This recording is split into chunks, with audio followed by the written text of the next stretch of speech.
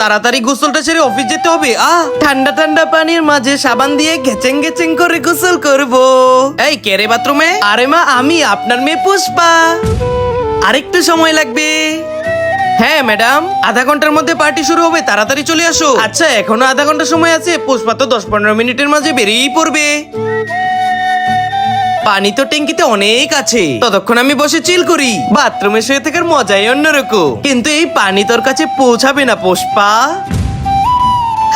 হ্যাঁ, এই পানি কেন আসছে না? এখন তো ওই গাধা পুষ্পার মনে হবে পানি চলে গেছে, কিন্তু পানি তো আমার জন্য চলে গেছে খুশির কারণে। বেচারি মায়ের তো আজকে একটা পার্টিতে যাওয়ার কথা, এখন যদি পানি না আসে কিভাবে বের হবো? মার তো দেরি হয়ে যাবে আর কিছুক্ষণ। হ্যালো, এই পার্টির আর 5 মিনিট বাকি আছে, আপনি আসছেন না কেন?